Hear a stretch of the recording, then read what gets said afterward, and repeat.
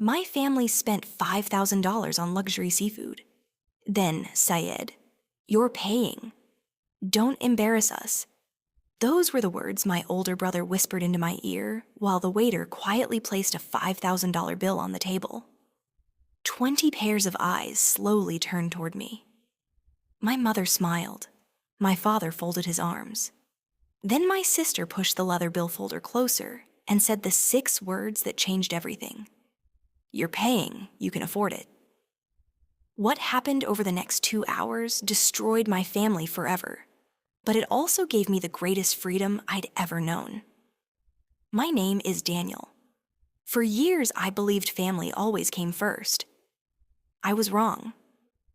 Growing up, my parents always called me the responsible one.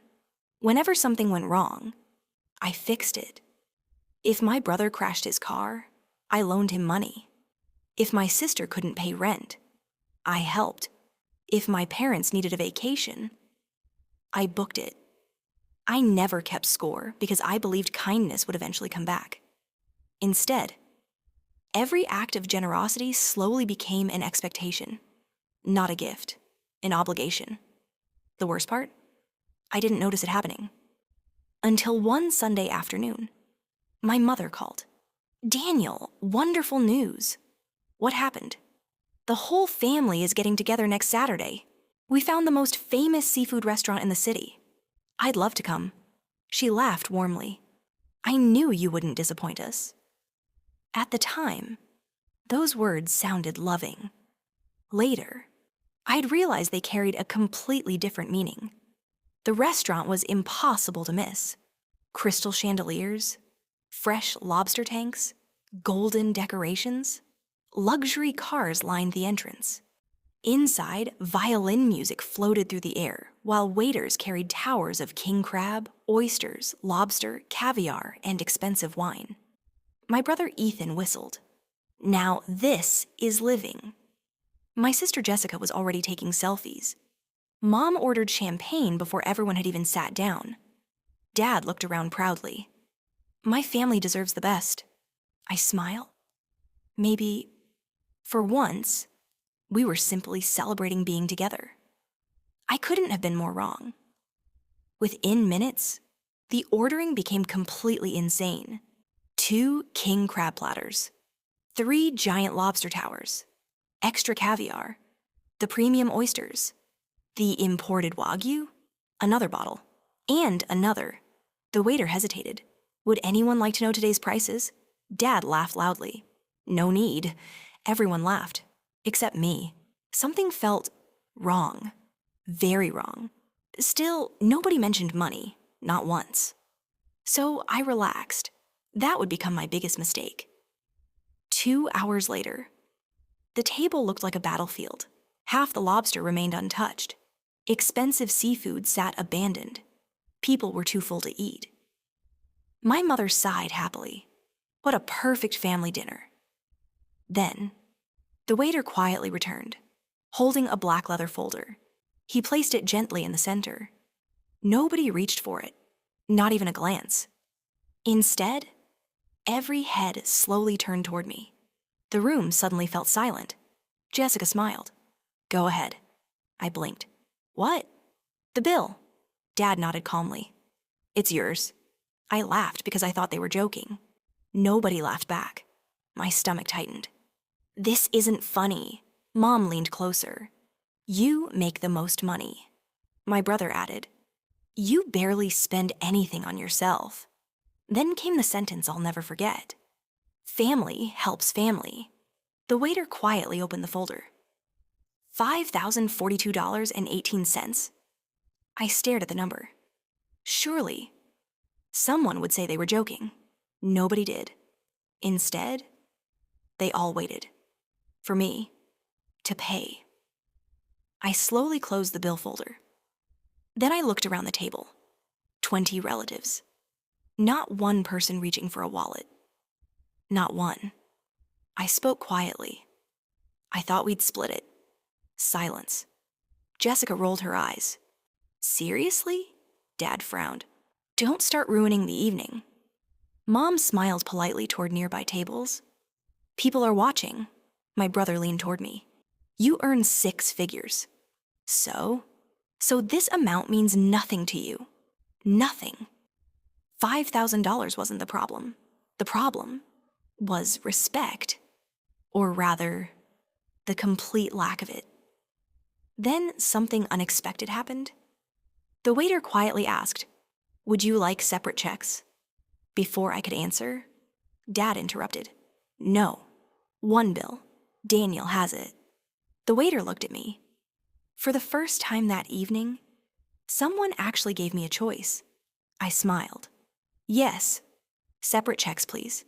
The entire table froze. "What?" "Everyone pays for what they ordered." Jessica laughed nervously. "Stop joking." "I'm not," Mom whispered. "Daniel, you're embarrassing us."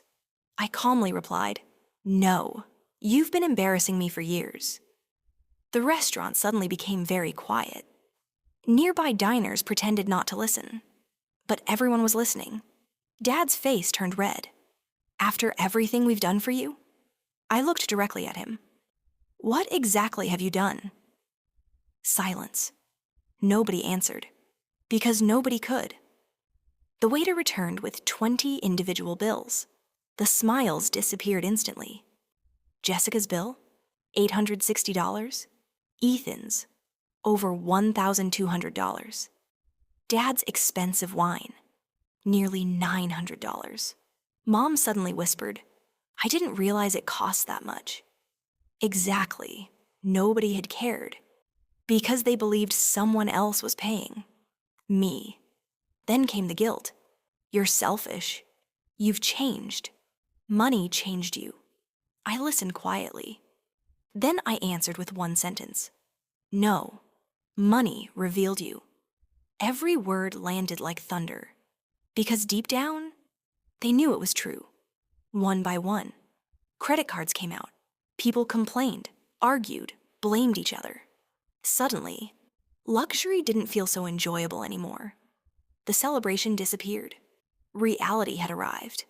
Before leaving, I quietly paid for my own meal. Exactly $142, not $1 more. I thanked the waiter, left a generous tip, and walked toward the exit. Behind me, arguments exploded.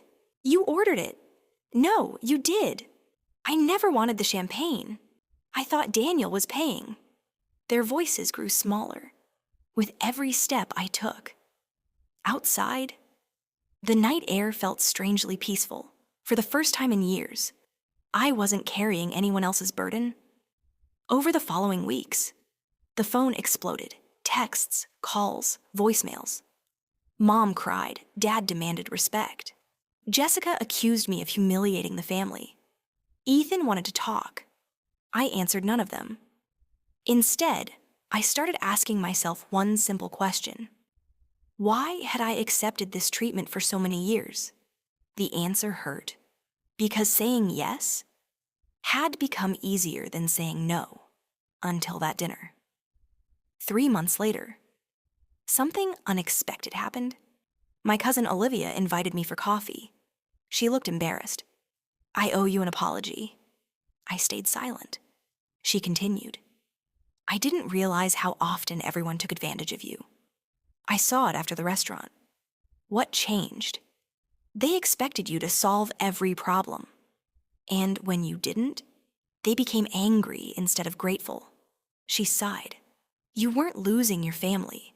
You were losing your role as their wallet." Those words healed something inside me. Almost a year passed. Life became surprisingly peaceful.